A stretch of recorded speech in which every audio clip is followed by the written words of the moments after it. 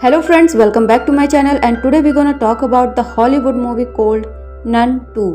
दोस्तों ये फिल्म इस साल की मोस्ट अवेटेड हॉरर फिल्म है। ये फिल्म कंज्यूरिंग यूनिवर्स की फिल्म है और ये फिल्म उस फिल्म से काफ़ी ज़्यादा कनेक्ट भी करती है। इस फिल्म को देखने में बहुत ही मज़ा आने वाला है, इसलिए फिल्म को एंड तक ज़रूर देखें। और अगर आप हमारे चैनल पर नए हैं तो प्लीज़ चैनल को सब्सक्राइब करके बेल आइकन ज़रूर प्रेस कर लीजिए ताकि आपको इसी तरह के अमेजिंग और फ्रेश कंटेंट मिलते रहें। तो चलिए अब आते हैं फिल्म की मेन स्टोरी लाइन पर। फिल्म की शुरुआत 1956 के फ्रांस के टारिस्कन शहर से होती है। रोमन चैप्टर के 4 साल बाद यहाँ हम एक चर्च को देखते हैं जहाँ एक बच्चा जैक होता है जो रोज चर्च जाकर फादर के कामों में हाथ बटाता है। फादर यहाँ चर्च में कोई बहुत ज़रूरी काम से हैं। खैर आज का काम खत्म करने के बाद जैक वाइन की बोतल रखने जाता है तो उसे वहाँ कुछ हलचल सुनाई देती है। वो भागता हुआ फादर के पास जाता है और फादर भी इस बात को सुनकर चौंक जाते हैं। यहाँ पर हमें हॉली वाटर दिखाया जाता है जो धीरे धीरे करके उबलने लगता है और उबल कर भाप बनकर उड़ जाता है। और तभी यहाँ पर नन यानी कि वलक को दिखाया जाता है।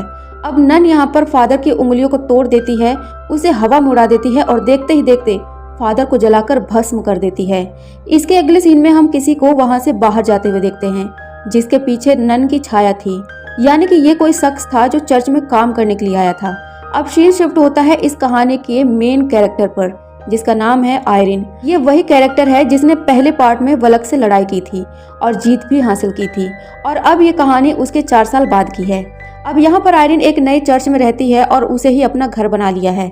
हालांकि उसके आसपास के लोगों को इसके बारे में कुछ भी नहीं पता है और यहाँ उसकी जिंदगी एकदम सामान्य दिनचर्या में चल रही थी। अब यहाँ पर कुछ सिस्टर्स आती हैं और आयरिन से कहती हैं कि डेब्रा नाम की एक सिस्टर बनी है, वो भगवान में बिल्कुल भी विश्वास नहीं करती।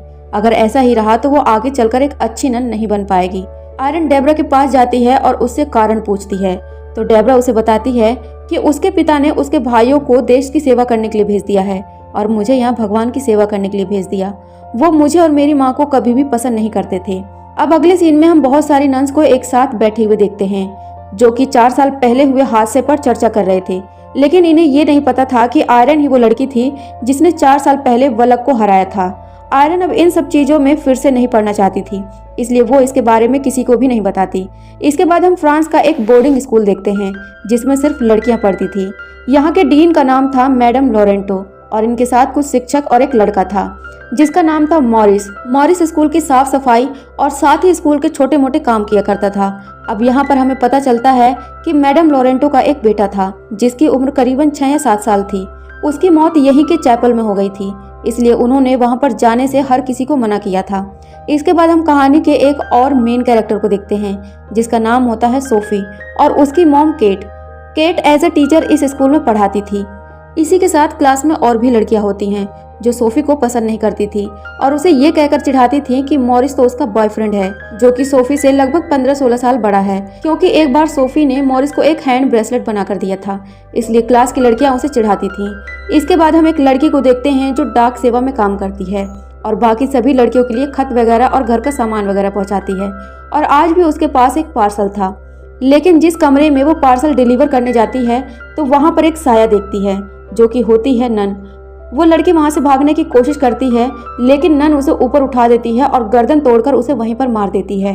दूसरी तरफ हम सिस्टर आयरिन को देखते हैं जिसे बुरे सपने आ रहे थे और उसे नन परेशान कर रही थी। इसी के साथ वो अपने सपनों में 2 आंखें भी देखती थी, लेकिन उसे समझ नहीं आ रहा था कि आखिर ये कौन है।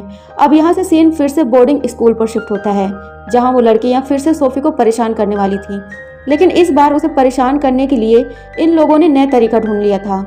वो लड़कियां सोफी को उसी चैपल में ले जाती है और कहती हैं कि यहाँ पर एक राक्षस है। वहाँ विंडो पर एक बकरी की पेंटिंग बनी हुई थी। बकरी की आंख में से सूरज की रोशनी निकल रही थी। अगर वो लाल हो जाती है तो उसके सामने से हटना बिल्कुल भी नहीं चाहिए। अब वो लड़कियां सोफी को उसी जगह पर लाकर खड़ा कर देती है और जैसे ही सूरज की रोशनी उस पर आती है तो बकरी की आंख लाल हो जाती है। वो लड़कियां कहती हैं कि ये राक्षस की नजर है, अगर तुम यहाँ से हटी या फिर पीछे मुड़ी तो वो आकर तुम्हें खत्म कर देगा। जहाँ तुम खड़ी हो वहीं खड़ी रहना। और ये कहकर वो तीनों लड़कियां वहां से भाग जाती हैं। अब कुछ देर बाद सूरज की रोशनी वहां से चली जाती है और बकरी की आंख भी नॉर्मल हो जाती है। तो सोफी को लगता है कि अब वो राक्षस चला गया है, इसलिए अब वो बाहर जाने लगती है, लेकिन वो देखती है कि बाहर से उन लड़कियों ने दरवाजा बंद कर दिया है। और अब यहाँ पर सोफी बहुत ज्यादा परेशान हो जाती है और उसे बहुत डर भी लग रहा था। और तभी यहाँ पर आ जाती है नन। इससे पहले वो उसे कुछ नुकसान पहुंचाती, तभी यहाँ पर मॉरिस आ जाता है और उसे बचाकर बाहर निकाल लेता है। और इसके बाद वो तीनों लड़कियों की खबर लेता है और वो कहता है कि आखिर तुम्हें किसी को भी परेशान करने का हक किसने दिया। यहाँ पादरियों में भी छोटे बड़े ओहदे होते हैं जिन्हें प्रीस्ट और बिशप कहा जाता है। तो एक बिशप था जो आयरन को बुलाते हैं और उसे रेवरेंड कहकर बुलाते हैं, क्योंकि 4 साल पहले जो उसने किया था वो किसी और के बस की बात नहीं थी। और इस बार भी कुछ ऐसी ही घटनाएं हो रही थी। अलग अलग जगहों की चर्चों में अलग अलग पादरियों की मौत हो रही थी और वो भी काफी भयावह तरीके से, और ये सारी मौतें एक ही दिशा में हो रही थी। तो इनका ये मानना था कि आयरन ही वो शख्स है जो इन सब घटनाओं को रोक सकती है। पहले तो आयरन इस काम को करने से मना कर देती है, लेकिन बिशप के जोर देने पर कि तुम ही हो जो इन हादसों को रोक सकती हो, अगर तुमने ऐसा नहीं किया तो धीरे धीरे करके कई लोगों की जान चली जाएगी। अब ये बातें सुनने के बाद आयरन को हाँ करना पड़ता है और वो निकल पड़ती है इन सभी बातों की जांच करने के लिए। इधर डेबरा भी उसके साथ चलने के लिए कहती है। अब ये दोनों सबसे पहले फ्रांस के उसी चर्च में जाती हैं जहां हमने सबसे पहले एक पादरी को जलते हुए देखा था। पादरी की मौत के बाद उस चर्च को बंद कर दिया गया था और वहां पर अब कोई भी आता जाता नहीं है। आयरन वहां पहुंच जाती है और वहां जाकर पूछताछ करती है। उसे जैक मिल जाता है और जैक से उसे पता चलता है कि जब वो वाइन की बोतल रखने गया था तो उसे वहां किसी के होने का एहसास हुआ था जो एक काले साया जैसा था। अब आयरन यहाँ पर उसे कुछ पूछ पाती उससे पहले ही जैक तब तक वहां से निकल चुका था, इसलिए वो उसके पीछे पीछे भागती है और तभी वो एक ऐसी जगह पर रुक जाती है जहाँ उसके सामने ढेर सारी किताबें थीं। धीरे धीरे करके हवा से उन किताबों के पन्ने पलटने लगते हैं और उन पन्नों से एक आकृति बनकर नजर आती है जो कि थी नन की, यानी बलक की। अब इससे पहले आयरन कुछ कर पाती तभी बलक उसे पकड़ लेती है और उसे जान से मारने ही वाली होती है, लेकिन तभी उसके विजन में उसे 2 आंखें नजर आती है और वो नीचे गिर जाती है, जिसके बाद डेबरा आकर उसे होश दिलाती है। अब सीन शिफ्ट होता है बोर्डिंग स्कूल पर जहाँ हम मॉरिस को देखते हैं और सोफी उसे बड़े ध्यान से देख रही होती है। ऐसा लग रहा था मानो कि सोफी उसे पसंद करने लगी है। तभी हम मॉरिस को देखते हैं जो खड़ा खड़ा बेसुध होकर नीचे गिर जाता है। अब सीन यहाँ आयरन पर शिफ्ट होता है जहाँ डेबरा उसे आकर बताती है कि कुछ देर पहले जैक ने मुझे एक ताबीज दिया है और इस ताबीज पर कोई प्रतीक बना है, मगर मैं इसे पढ़ नहीं पा रही हूँ। अब इस प्रतीक को पढ़ने के लिए ये दोनों एक कैथोलिक लाइब्रेरी में जाते हैं जहाँ का लाइब्रेरियन उन्हें बताता है कि ये एक खानदानी सिंबल है और ये सेंट लुई के वंशज के पास ही होते हैं। अब आयरन को यहाँ समझ आ जाता है कि वो जो आंखें बार बार सपनों में देख रही थी वो सेंट लूसी की आंखें थी, और इसी के साथ कहानी का सबसे बड़ा प्लॉट रिवील होता है कि वलक जो कभी एक फरिश्ता हुआ करता था, लेकिन उसके बुरे कर्मों के चलते भगवान ने उसे अपने ग्रुप से बाहर निकाल दिया और अब वो एक दानव बन गया है। आज से सैकड़ों साल पहले सेंट लुइस, जिन्हें लोगों ने शैतान मान लिया था, वो सभी उसे पकड़कर जलाने लगते हैं, लेकिन उसका शरीर नहीं जलता और अंत में उसे खत्म करने के लिए उसकी आंखें निकालकर उसे दफना दिया जाता है। मूल रूप से सेंट लूसी भी भगवान का एक दूत ही थी, लेकिन लोग उसे समझ नहीं पाए। अब यहाँ पर वो लाइब्रेरियन कहता है कि अगर बलक का सामना करना है तो वो आंखें तुम्हारी मदद कर सकती है। आयरन उनसे पूछती है कि हमें वो आंखें कहाँ मिलेंगी। लाइब्रेरियन कुछ और किताबें वगैरह निकालता है और आखिरकार उन्हें ये पता चलता है कि इस वक्त वो फ्रांस के टेरिस्कोन शहर के अंदर एक बोर्डिंग स्कूल के नीचे कहीं दफन है और ये वही स्कूल है जहाँ सोफी, कैट, मॉरिस वगैरह पढ़ा करते हैं। अब सीन शिफ्ट होता है बोर्डिंग स्कूल में जहाँ नन की आत्मा चैपल से बाहर आ चुकी थी और बाहर आकर वो हर किसी को खत्म कर दे रही थी। सारी चीजें हिलने लगती हैं, दरवाजे टूटने लगते हैं जिसमें सोफी और केट भी मरने वाले होते हैं, लेकिन तभी मॉरिस उन्हें आकर बचा लेता है। अब ये लोग साथ में मिलकर यहाँ से भागने वाले होते हैं, तभी वहाँ पर आयरन और डेबरा आ जाती हैं जो बताती हैं कि असली शैतान तो तुम्हारे साथ घूम रहा है और वो है फ्रेंची, यानी कि मॉरिस। अब यहाँ पर सारे प्लॉट्स रिवील होते हैं कि कैसे शुरुआत में पादरी को जलाकर मार दिया गया था और वो शख्स जो गलियों से निकल रहा था और उसके पीछे वलक का साया था वो कोई और नहीं बल्कि मॉरिस था, यानी कि वो शुरू से ही पजेस्ट था। असल में बाकी जितने लोगों की भी मौतें हुई उन्हें मॉरिस ने ही मारा था क्योंकि वो वलक के कब्जे में था और अब बारी थी इन सभी की। उसका मकसद इन सभी को खत्म कर देने के बाद सेंट लूसी की आंखों को पा लेना था, क्योंकि आंखें मिलते ही ये सबसे ज्यादा ताकतवर हो जाता।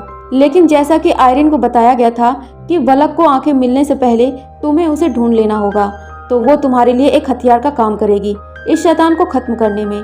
अब सभी लोग उन आंखों को ढूंढने में लग जाते हैं, जहाँ पर सूफी उन्हें बताती है कि चैपल के अंदर ही वो आंखें हो सकती है, क्योंकि वहाँ पर मैंने राक्षस की आंखों को भी चमकते देखा है। अब वो सभी वहाँ पहुँचते हैं, मगर रात होती है इसलिए सूरज की रोशनी के बिना वो राक्षस की आंखें नहीं चमक पाती। तभी डेबरा पीछे से टॉर्च दिखाती है और राक्षस की आंखें लाल हो जाती है। आयरन को समझ आता है कि ये लाइट जिस जगह पर पॉइंट कर रही है हो सकता है कि आंखों को वहीं पर दफनाया गया हो। वहाँ पर खुदाई करने के बाद में इन्हें सेंट लूसी की आंखें मिल जाती हैं, लेकिन तब तक मॉरिस यहाँ पर आ चुका था, जिसके बाद यहाँ पर लड़ाई दिखाई जाती है। वो आते ही हर किसी को यहाँ से वहाँ फेंकने पटकने लगता है।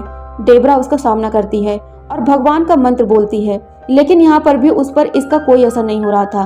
एक पल के लिए वो रुक जाता था और उसकी आंखों से खून भी आ गया था, लेकिन वलक की आत्मा इतनी ताकतवर थी कि मॉरिस पूरी तरह से उसके कब्जे में था और सिर्फ उसी की बात सुन रहा था। उन आंखों का बॉक्स सूफी के हाथों में था और मॉरिस भी उसके पीछे था। सूफी उन आंखों के बॉक्स को लेकर स्कूल के टॉप पर चली जाती है और मॉरिस भी उसे खत्म करने के लिए उसके पीछे पीछे जाता है। वहीं आयरन और डेबरा हिम्मत हारते हुए नजर आ रहे थे, मगर तभी उन्हें विजन आने लगते हैं और डेबरा अपनी माँ को देखती है और वहीं आयरन अपनी पिछली घटना को याद करती है कि कैसे उसने इन सभी चीजों का सामना किया था। ये दोनों ही एक दूसरे को हिम्मत दिलाती हैं और भगवान के नाम पर उस बुरी आत्मा को खत्म करने को कहती हैं। अब हम सोफी को देखते हैं, जो कि ऊपरी मीनार पर एक बड़े से घंटे के पास पहुंच चुकी थी, मगर मॉरिस ने जो नीचे तबाही मचाई थी, इस वजह से मीनार की दीवारें कच्ची हो गई थी, जिसकी वजह से वो बड़ा सा घंटा नीचे आकर गिर जाता है।